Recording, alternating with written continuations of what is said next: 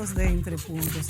En esta ocasión vamos a hablar sobre la importancia del arte público para las ciudades o para el lugar al que usted pertenece. Va desde su país, su ciudad, su vecindaria o hasta su jardín de su casa. Hablaremos además sobre el arte público o urbano y su impacto en nuestro país.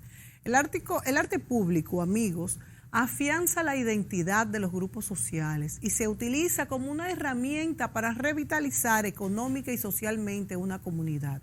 Porque el arte público son trabajos de arte ejecutados en cualquier modo. Pueden ser pintura, esculturas, piezas urbanas, bustos de personajes o incluso edificios icónicos, ¿verdad? Con mucha fuerza.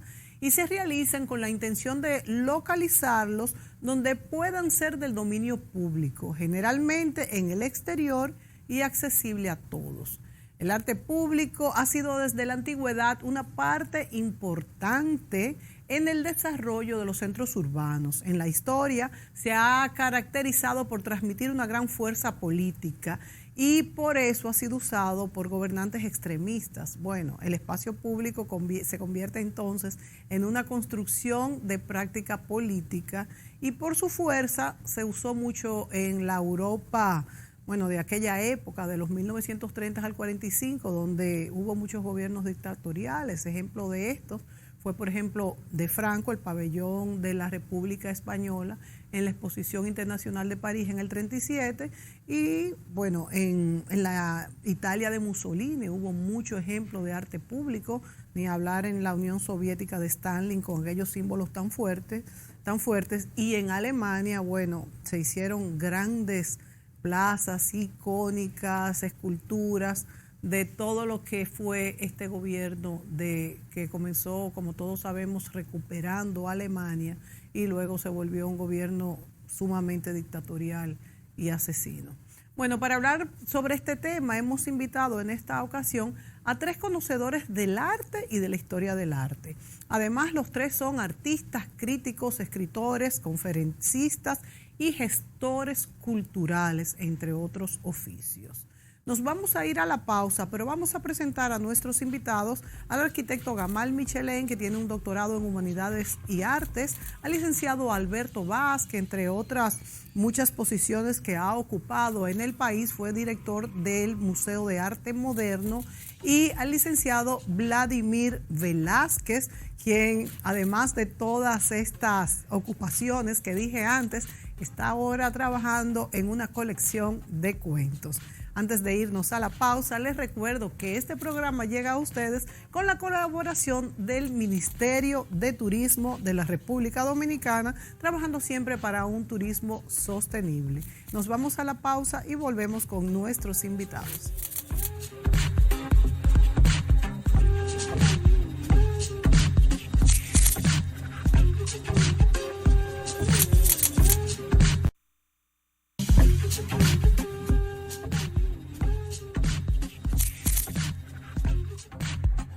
Estamos aquí en el estudio con nuestros invitados. Les damos la bienvenida nuevamente a Vladimir Velázquez, a Gamal Michelén y a Alberto Vaz. Bienvenidos a Entre Puntos. Me gustaría comenzar este conversatorio hablando sobre cómo influye el arte público en la gente que vive en ese lugar. ¿Qué transmite? ¿Cuál es la ganancia? ¿Por qué es importante el arte público? ¿Y cómo se ha usado a través de la historia? Y en nuestro país, por supuesto. Me gustaría empezar con Gamal Michelén. Gamal, en nuestro país también hay arte público. De hecho, siempre he dicho que no solamente el arte público, sino los espacios públicos en sí educan a veces más que cualquier otra cosa, porque el que está acostumbrado a estar en un espacio público compartiendo con los demás en orden, sin tirar basuras, con una iluminación adecuada, aprende incluso a cuidar lo que es el espacio. Ya cuando además este espacio público tiene arte público, es doble ganancia. ¿Cómo se ha favorecido la humanidad del arte público? ¿Qué transmite? Y en nuestro país, ¿cómo pudiéramos desarrollarlo más? Bueno, te saludo de nuevo. ¿Soy entrevistador aquí o soy invitado? Porque, las dos cosas. No sé. Porque vengo con frecuencia como entrevistador. Mire, pensé ahora mismo, cuando tú hablabas, en el caso de algunas ciudades europeas, donde el tú solo caminar por la calle se convierte en un evento pedagógico. Exacto. Por ejemplo, yo recuerdo la primera vez que yo fui a Florencia, hay una escultura frente al Duomo de Santa María del Fiore, que lo diseña Filippo Brunelleschi, claro, pero hay una escultura de Brunelleschi mirando la cúpula, el domo, y como proyectándola. No hay que decir más nada. Tú tienes que ser muy tarado para, cuando dice abajo Filippo Brunelleschi, no entender que fue él que la proyectó. Claro. Eso es un evento pedagógico que se transmite con arte público. Sí. Pero para no irnos los ejemplos de Europa solamente, mira, hablábamos fuera de cámara sobre México. En el año de 1920, la revolución fue en el 10. Bueno, y una coincidencia histórica, y el grito del padre Hidalgo fue exactamente 100 años antes, en 1810. Pero en 1920 sube Álvaro Obregón y tuvo el tino, porque mira, los estadistas, los gobernantes, no tienen que saber de todo, pero buscar la gente adecuada sí. Claro. Esa sí es su responsabilidad, que ahí que fallamos nosotros. Él se busca a José Vasconcelos y un intelectual lo nombra secretario de Estado de Educación. Vasconcelos en el 21 desarrolla un proyecto, llama a los muralistas mexicanos, a Diego Rivera, a Orozco, a Siqueiros, ahora pagándoles dignamente. Fíjate, esos muralistas se van a proyectar luego en Estados Unidos. Tengo entendido que el primer mural al fresco que se hace en Nueva York en su historia lo hizo Orozco.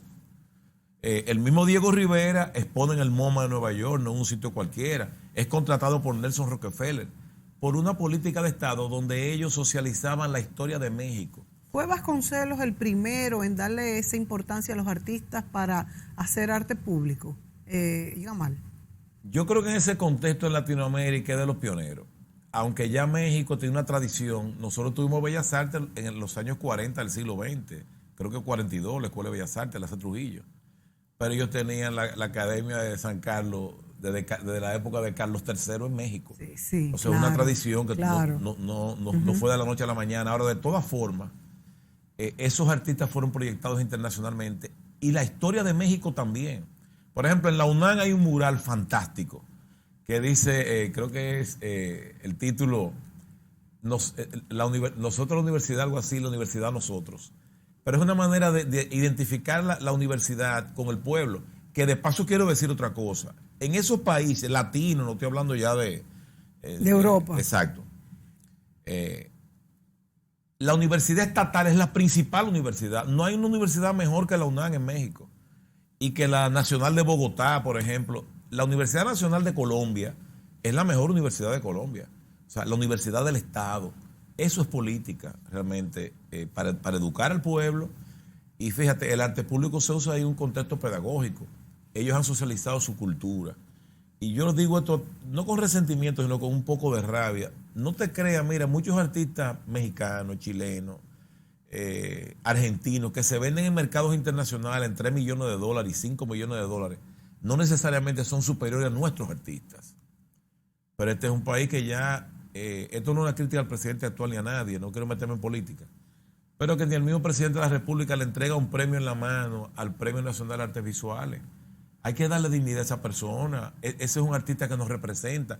Ese hecho debe ser socializado. Cuando alguien gana en Colombia el Premio Nacional, se sabe en toda Latinoamérica, porque ellos lo proyectan, ellos hablan de sus artistas. Yo no creo, aquí hay muchísimas mujeres artistas muy superiores a Frida Kahlo, y te hablo del oficio de pintor. Pero fácilmente un cuadro de Frida Kahlo se puede vender en $5 y $10 millones sin problema. Lo que pasa es que también el ejemplo de Frida Kahlo se vende muy relacionado a la misma historia de México, como tú bien decías. No, pero quita México, pon Cuba. Sí, es verdad. A Carreño lo trae Jaime Colson, puertoplateño nuestro, a la modernidad. Pero hay obras de Carreño que han llegado en Christie's a $3 y $4 millones. Ve, lleva un Colson a ver. Sí, es cierto. Definitivamente tiene que haber una voluntad política y una mejor política de Estado con respecto a la cultura. Me estoy entendiendo mucho y quiero escuchar a los compañeros. Vladimir, entonces, ¿cómo evalúas tú nuestro desempeño en el arte dominicano como arte público y cuál es la repercusión que ha tenido en nuestro país ese arte público? Por ejemplo, vimos que se hizo mucho hincapié en las esculturas del Boulevard, por ejemplo, pero eso está relativamente abandonado, no se le ha dado el mantenimiento. También tuvimos el ejemplo de los hilos que hablábamos, Gamal, fuera de cámara. Que murió Carlos Cruz Díaz en estos días. Exactamente, que fue una obra bellísima, pero que también es cierto que costaba mucho mantenerla, y eso se pintó de blanco sin ninguna otra... sin ningún sentido. Exacto, sin ningún sentido. Entonces, ¿cuál es la importancia del arte público para nosotros los dominicanos? Bueno, tal como decía Gamal, el arte público es una forma de darle autoestima a la ciudadanía. Es una forma de contar nuestra idiosincrasia en las diferentes sociedades, en particular la nuestra. Yo diría que el gran arte público aquí se hizo, hay que decirlo con honestidad, en la época de la satrapía, como una forma indudablemente de darle mayor relevancia al sistema que estaba en ese momento. Pero no se puede negar que muchas de las obras más importantes, empezando por los murales de Belazanetti y de tantos otros, así como también algunas esculturas icónicas, pues se produjeron en aquella época. Se ha intentado, se han hecho algunas cosas, pero indudablemente no ha habido una coherencia política. Pero entonces se podría decir, Vladimir, que los gobiernos dictatoriales hacen más énfasis y utilizan esos elementos icónicos del arte público para perpetuarse en el poder. Bueno, ¿tiene alguna relación esto? Bueno, parecería que sí. Si tú en tu introducción estabas hablando de la época de los grandes dictadores europeos, sobre todo pre y durante la Segunda Guerra Mundial, y hay que pensar, bueno, que muchos de ellos, el caso por ejemplo de Albert Speer, el gran arquitecto de Hitler, pues buscó la manera de enaltecer su filosofía, ¿verdad?, del hombre ario, del poder ario, y crear Germania, ¿verdad?, usando toda esa mitología que tenían ellos, y indudablemente no quiero hacer ninguna apología a eso, pero parece ser que sí, que en esos gobiernos de fuerza pues hay una mayor poder del símbolo incluso. El símbolo, lógicamente. Claro, en los países que están su democracia, sus gobiernos de libertades plenas están bien asentados, también sucede, porque uno va, qué sé yo, a algunos países desarrollados, como es el caso de los mismos Estados Unidos, que es una democracia por excelencia, y hay una cantidad, una cantidad inmensa de obra pública, de gran y en Europa también, por supuesto. Pero yo entiendo, para volver al escenario nuestro, que desgraciadamente nuestras autoridades no tienen como conciencia de la importancia, no solamente para embellecer la ciudad, porque no es solamente embellecimiento de la ciudad, sino es darle una autoestima al ciudadano.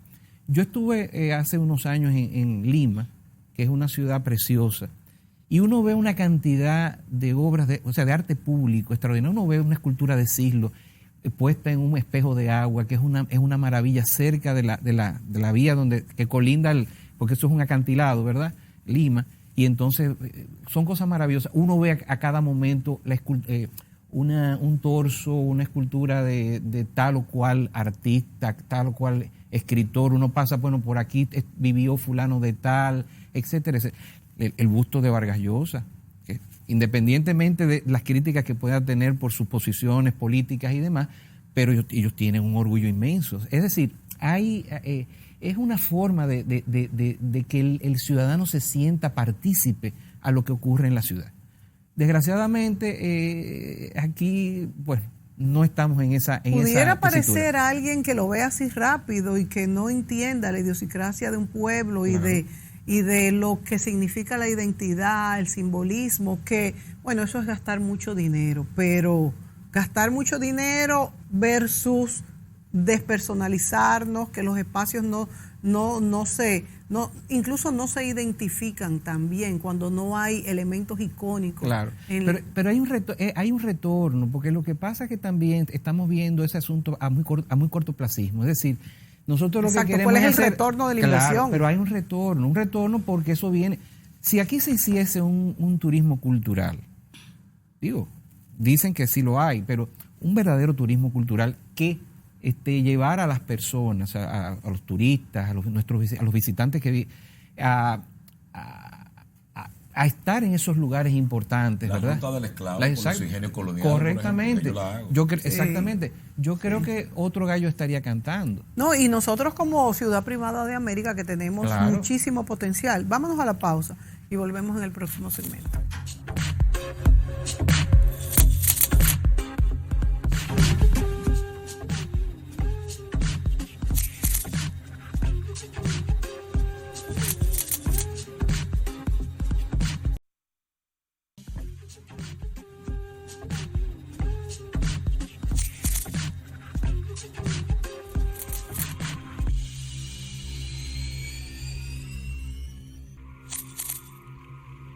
Tú sabes que me quedé conectado con una expresión que usaron ustedes del retorno, lo que dijo Vladimir. Mira, te voy a dar un ejemplo rápido.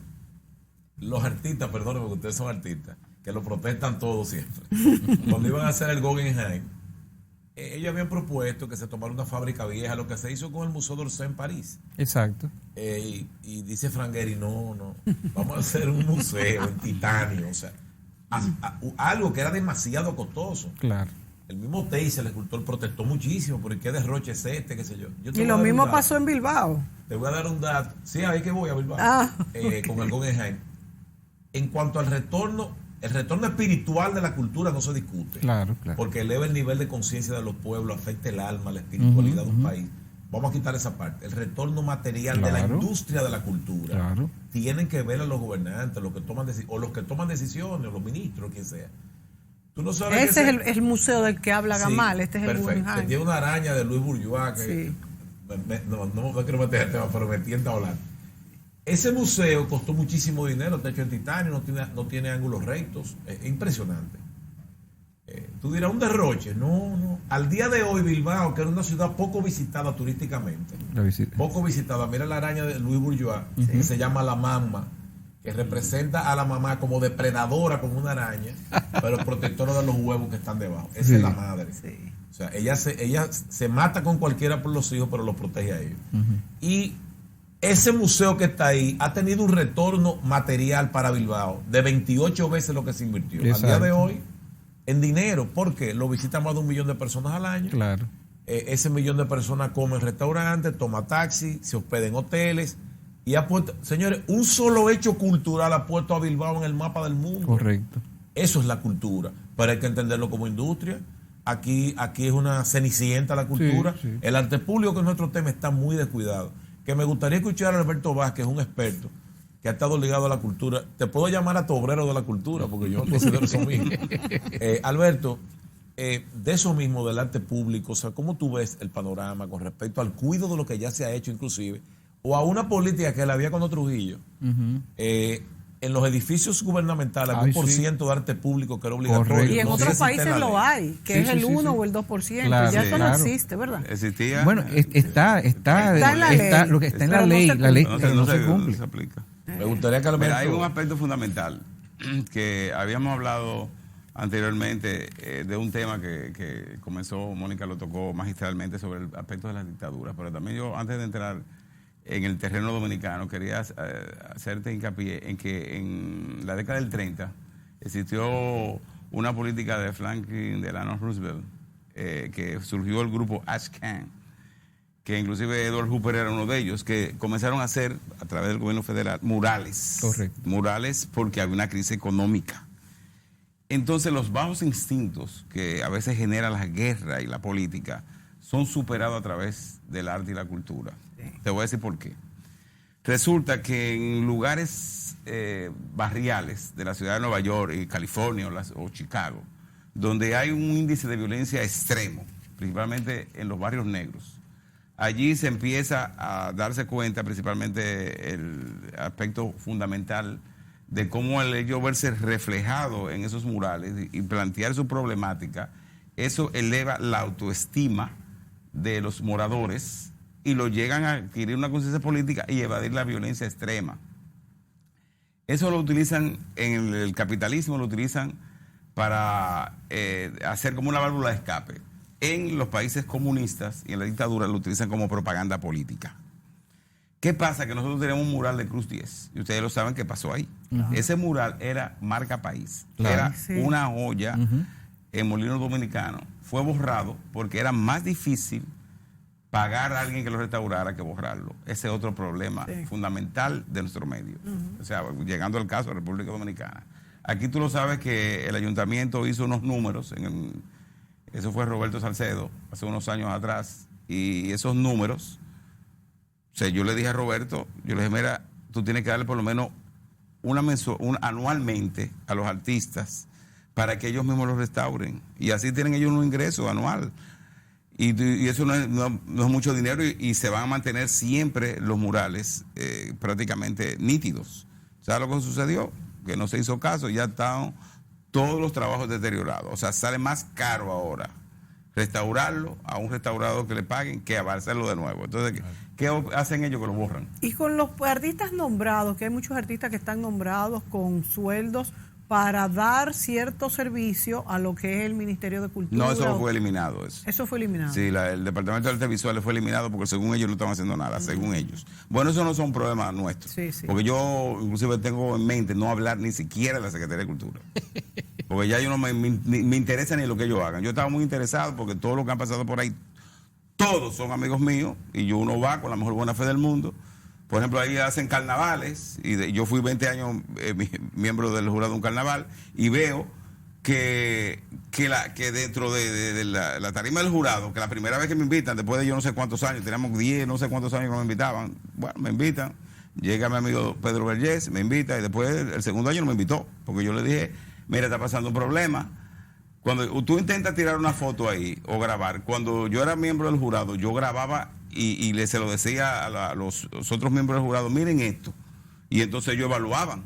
Pero si tú tienes un grupo de gente ahí, tú no puedes hacer absolutamente nada porque ese grupo de gente estaba... De funcionarios, tú dices. No, de personas tirando fotos que no son... Claro. Que tienen que estar en otro sitio, como estaban anteriormente. O sea, ellos estaban en un lugar para tirar fotos. Y para grabar y para la prensa. Y el jurado tiene que tener su tarima limpia para ver lo que estaba pasando por ahí. Es una cuestión de lógica. Y entonces el carnaval, que yo tenía mucho que no iba, se convirtió en un desorden. Y entonces cuando tú dices las cosas por su bien, porque ya uno tiene un espíritu crítico, toda la vida uno hace así, y es por el bien del otro, ellos lo toman a mal. O sea, yo no quiero ni hablar del tema de la cultura a nivel general, porque para mí, después de la muerte de Trujillo tiene una política cultural, porque a mí me lo dijo inclusive Nereida Rodríguez, que el Eduardo Astoria era o es uno de los hoteles más famosos de Nueva York. Sí. Y según me dijo Nereida, que en paz descanse, que Trujillo alquilaba un piso entero para cuando ellos se iban a presentar en el Máximo Square Garden, ellos tuvieran dignidad. Ahora andan con una mochilita que no saben ni dónde dormir. Y entonces el problema es que la dignidad del artista aquí, tú hablas con un funcionario y él no te hace caso. Un artista está por encima de ellos, porque ellos pueden ser quemados de ahí, de ese cargo. Sin embargo, el artista está en la historia. Yo se lo he dicho a mucha gente. Claro. Y dije, mira, nosotros estamos en la historia, ustedes no, ustedes van a entrar en el zafacón de la historia, por todo lo malo que han hecho. Pero el artista no. Entonces, cuando tú ingresas a la política, como el caso mío, que ingresé a la política con un artista que era Don Juan, si Don Juan no hubiese estado ahí, yo ni me acerco para ese partido. Porque los otros partidos no tienen un líder como Don Juan, pero lamentándolo mucho, ninguno de sus dirigentes han heredado nada de él, en ese sentido, en el sentido cultural. Y en el sentido de la marrullería, eso no era la política de él, por eso él nunca lo dejaban de llegar, porque él decía las cosas como eran. Porque tú no puedes estarle hablando mentira a la gente. Porque, el cojo y el mentiroso no llegan muy lejos. Entonces uno tiene que tratar de ver las cosas buenas que hace el Estado, eso es perfecto. Por ejemplo, eso que está haciendo el síndico de restaurar, por ejemplo, la Montesino. Sí, la puso en valor. Montesino y la Plaza de los Trinitarios. Eso hay que, pero lo que tenemos que luchar, porque una vez y se el puso mismo en práctica, malecón con todo nuevo, eso es correcto, pero han también hecho muchos intentos. lo que hizo Roberto aquella vez estuvo muy bien. Sí. Pero lo que tenemos que luchar, que también habíamos hablado de ese, como el caso de que borraron un mural de Ángela Che, eso lo hizo Pintura Popular hace muchos años, esos murales, que tú te acuerdas, que eran murales gigantescos. Pues yo creo que tú sepas que no se le dio mantenimiento. Y entonces el lío es que su mural del Mirador es un desastre. El de Condecito, ¿te acuerdas? Una belleza. Porque no le dieron mantenimiento, entonces no hay... Pero es descuido. Espérate, yo lo que no entiendo, y lo repito, que para qué existe una Secretaría de Cultura, para qué existe una Secretaría de Turismo y para qué existe una Secretaría de Educación. Porque la cultura, por ejemplo, un conjunto de acciones y comportamientos que definen el perfil de los pueblos. Y entonces tenemos que velar por nuestro patrimonio. Es un activo para la ciudad, como tú dijiste. O sea, en cualquier parte del mundo, tener todos esos murales que tenemos nosotros. Por ejemplo, mira el caso, yo no sé cómo está, porque hace mucho que yo no voy, pero acuérdense que las hermanas Mirabal, o sea, en Salcedo, eso, Jaime David hizo un trabajo tremendo ahí. Y eso estaba lleno de murales por todos los sitios. Ahora, si no le dan mantenimiento a los murales, se deterioran todos. Se deterioran. Porque el problema es que además de que tienen un activo ahí, porque la ciudad se embellece, como pasó en Salcedo. No es que no han hecho murales, aquí lo han hecho. Pero a lo mejor de una manera espectacular. Porque yo he trabajado. No le damos pero mantenimiento. No le dan mantenimiento. A las cosas. El problema es lo que estamos hablando, que no le dan el valor. Claro, el amor, el justo valor y porque mantenimiento. Lo que sucede es que el amor que tú tienes que poner a lo tuyo, a lo que es un patrimonio. Mira, aquí está Montesinos. Sí. Y eso está bien, eso, sí. Tú ves, eso hay que alabarlo. Sí. Y ahí, si la Secretaría de Cultura, si la Secretaría de Turismo hacen cosas positivas, uno tiene que decir esto es positivo. Pero lo que tenemos que ver es que nunca tiene presupuesto así para está el área de la cultura.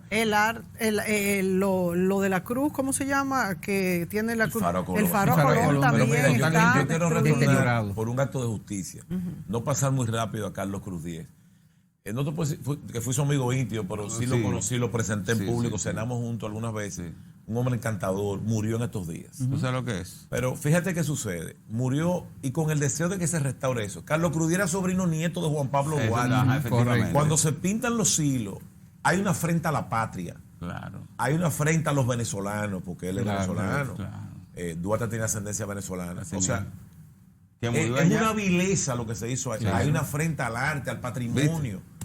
O como si nada pintar de blanco bajo protesta, que tú sabes que se protestó mucho antes de que se hiciera. Se protestó. Claro. Entonces yo creo, inclusive, nosotros tenemos una deuda con la memoria de Carlos Cruz Díez, con Venezuela y con nuestro Patricio también. Correcto. Porque él lo hizo de gratis eso. Y señores, cualquier cosita de Cruz Díez vale una fortuna ahora mismo. Y no un mural así.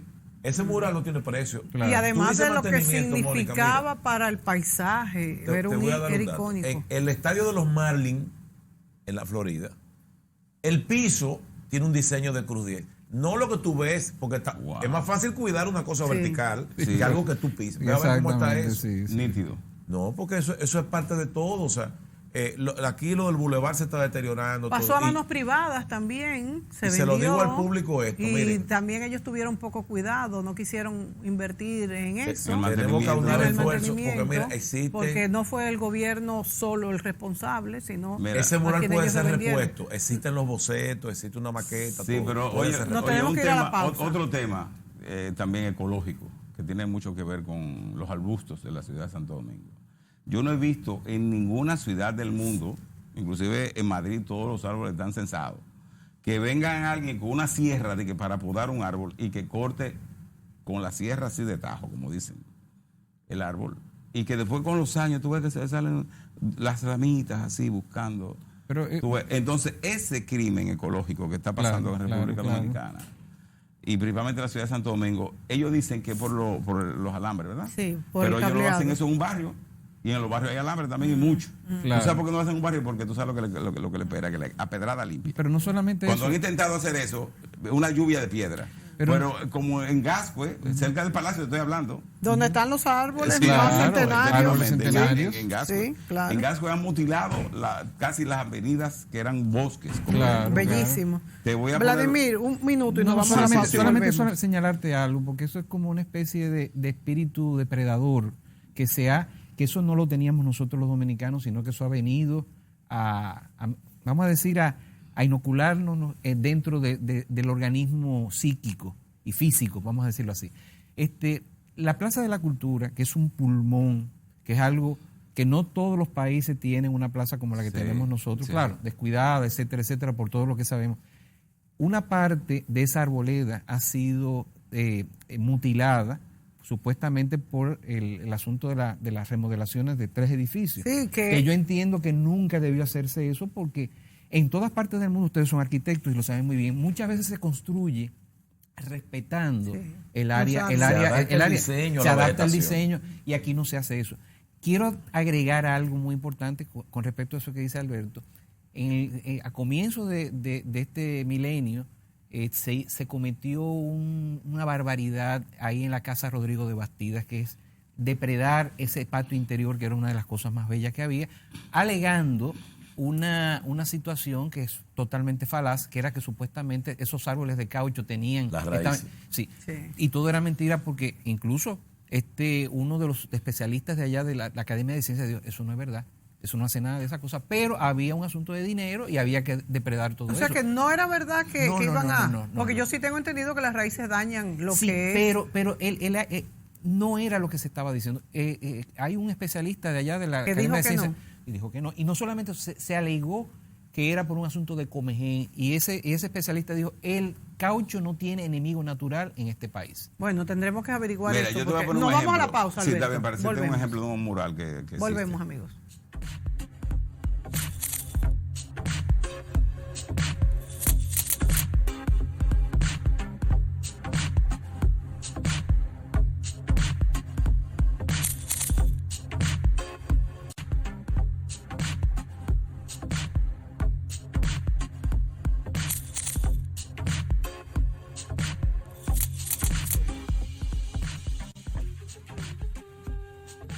Bueno, aquí Alberto Vaz nos ha traído de cortesía estos dos libros, El arte como expresión social y Diálogo, arte y realidad. Gracias, Alberto. Sí. Excelentes libros. Hablamos hoy sobre arte público. Nos acompañan Vladimir Velázquez, Gamal Michelén y Alberto Vaz. Hablábamos, Alberto, tú decías que sí se pueden remodelar. Bueno, Gamal era el que sí decía que se pueden, que este mural de los hilos de Molinos Dominicanos de Cruz 10 pudiera recuperarse. Sí, pero yo no sé qué palabra usar hasta que no se investigue, porque fíjate, vamos a suponer que el maestro Cruz 10 le hubiera puesto un barniz protector al mural. Puede descubrirse, no te voy a decir la obra en perfecto estado, sí, pero se puede quitar facilitaría muchas, facilitaría mucho quitando trabajo. La pintura, tienes razón. Y de no ser así, ¿cuánto saldría los bocetos existen? No, tendría que quitar la pintura. Un experto tiene que hacer un estudio. Un estudio, sí. Pero yo le voy a poner un ejemplo porque todo tiene su pro y su contra, ¿verdad? Claro. Y hay un modelo de algo que yo no debería ser yo, sino nosotros, porque fue un equipo también que trabajamos ahí. En el 1983 se dio un fenómeno muy peculiar, que un grupo de artistas, yo estaba dirigiendo, hice el proyecto, don Juan fue el de la idea, que quería que le engalanaran todas las paredes. Entonces, como ese partido era de carácter marxista, entiéndelo, liberal, de izquierda, nosotros representamos las diferentes capas sociales, los obreros y los campesinos, y los trabajadores y las masas. Y después los héroes populares los pusimos chiquititos en un sitio ahí. Entonces tú me dices a mí, pero ¿por qué pusieron a Camaño, a Martí, al Libertador Simón Bolívar, a Luperón tan pequeño en un murito? Porque de acuerdo a la teoría marxista, no es el ser humano que determina la conciencia social, sino la conciencia social lo que determina el comportamiento humano. O sea, no es el endiosamiento, que es lo que tú ves aquí, todo el mundo está endiosado. Eso no es marxismo, eso no es revolución, eso no es cambio en la mente.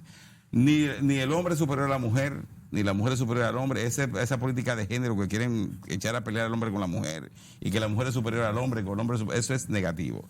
En un ambiente revolucionario de verdad, con un criterio, todos somos iguales y no hay una jerarquía entre el trabajo físico y el intelectual.